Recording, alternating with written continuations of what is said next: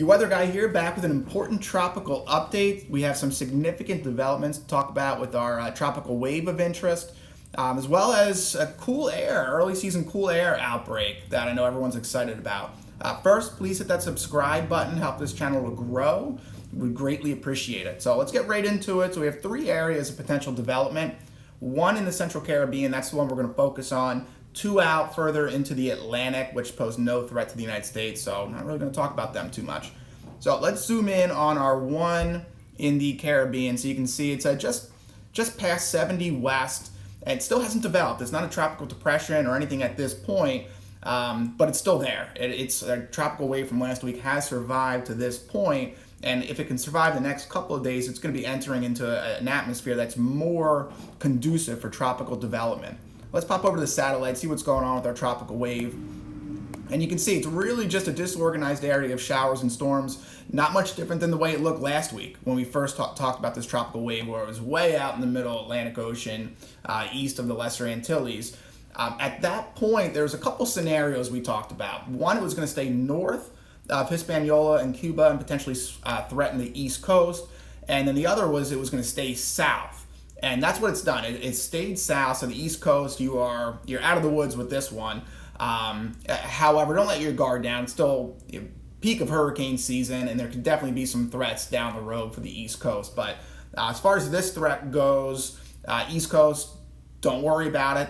Gulf Coast, different story, and we're going to talk about why. So out ahead of this, the steering pattern is more west-west-northwest, and I think it's far enough north at this point, and with the steering currents, I don't think it's going to go into Central America, which some of the models had it doing yesterday. It was just taking it right into Central America, and if that's the case, then we can just kiss this threat goodbye.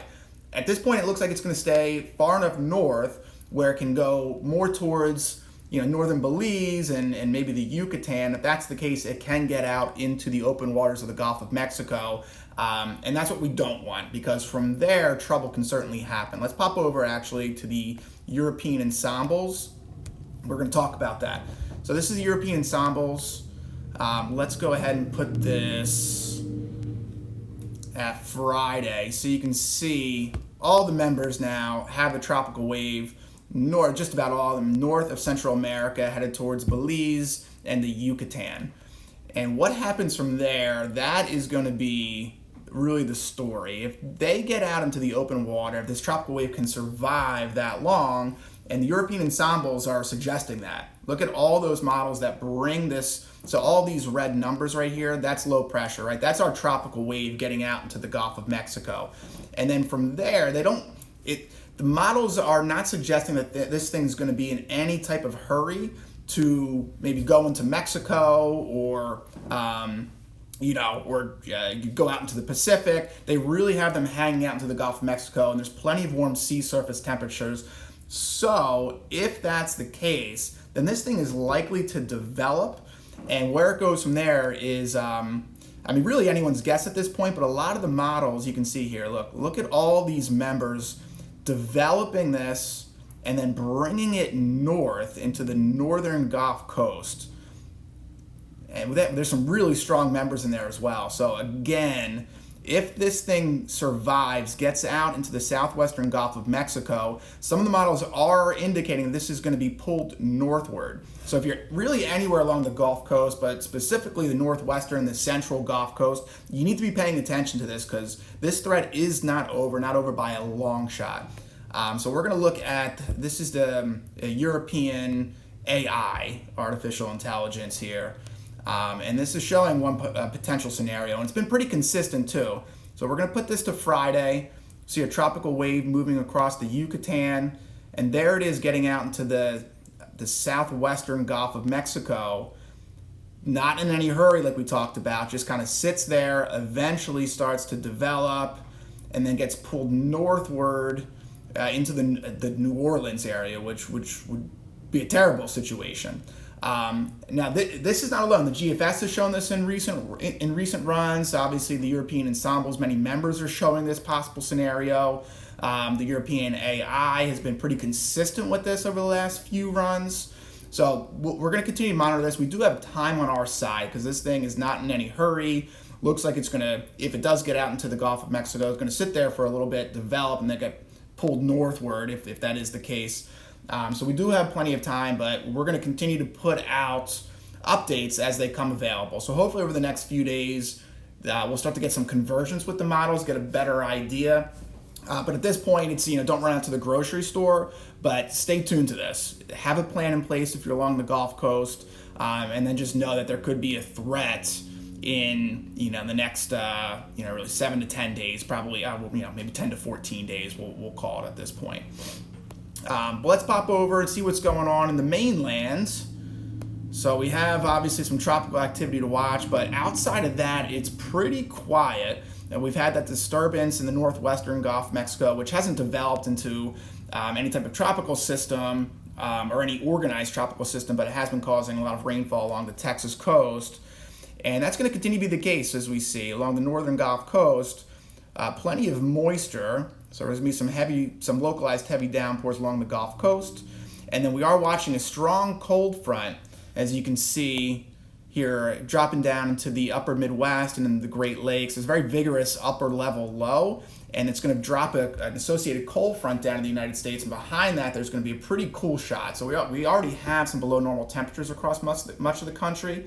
Outside of the West Coast, and this next cool shot is going to be even more impressive. So we'll take a look at that in just a minute. But just to talk about the weather pattern going forward here, this cold front should move further east, bring some showers and thunderstorms possibly to the East Coast over the weekend, and then we might have an area of low pressure try to form in the northeastern Gulf of Mexico.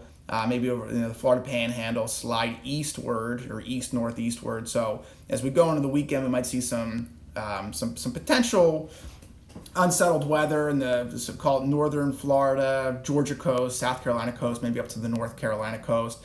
Outside of that, awfully quiet as we go into the next week. And if you remember, we put a video out last week talking about September and really fall as a whole. And I think the base pattern is going to be one that's going to be abnormally dry, again, outside of any tropical influence, which we could see as we head into the second week of September, head towards the middle of September. So as far as temperatures go, we have, let's put this back to today, we have some below normal temperatures from Texas with that unsettled weather going up into the central plains, up into the Midwest and then the East Coast. And as we move forward in time, we'll see a slow moderation, but albeit it's going to be brief. And then behind that moderation, we have that really cool punch moving in. Look at all those deep blues and purples. So this is going to be some really refreshing air. If you've been looking forward to some cooler fall temperatures, you're going to get it, and get it in a big way. And we're talking about, maybe places even as far south as, northern Alabama, northern Georgia, Mississippi. We could see some low temperatures in the 50s, pretty far south, which is noteworthy for this time of year for sure. But if you do like the cooler weather, enjoy it while it lasts. And if you're out west and inland, right along the coast, you're comfortable. But outside of that in the west, you're going to be above normal and really above normal for the rest of the month. And if you're in the east, enjoy the cooler weather while we have it, because a big warm-up is on the way as we head into next weekend, into the following week. And I think right through September, look at all these oranges, reds, yellows. Much of the country, just about all the country, is going to be above normal.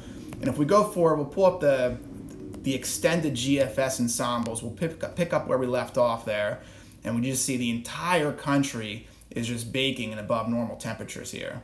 Look at that. Now these are 5-day averages, and this is now the first week of October, and there's really no below normal temperatures to be found. But we do see some changes if we go up into Canada. Just trying to find some hope here for our cool weather lovers. Let's pop up into Canada, and we can start to see some changes taking place. So right now we have above normal temperatures across not just the United States, but across much of Canada.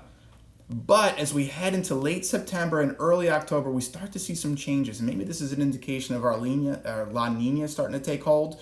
But the weather pattern is starting to change. It will be starting to change up there. Some below normal temperatures in Canada. I think that could open up the door as we head into the second week of October and mid-October. Open up the door for some more cold air intrusion. So we're just going to have to be patient, enjoy this cooler weather while we have it, because it's going to get warm again. And then hopefully as we head into mid-October, we'll maybe see some changes as far as some cooler weather goes. That's it for today. Thanks for watching, and we will see you guys next time.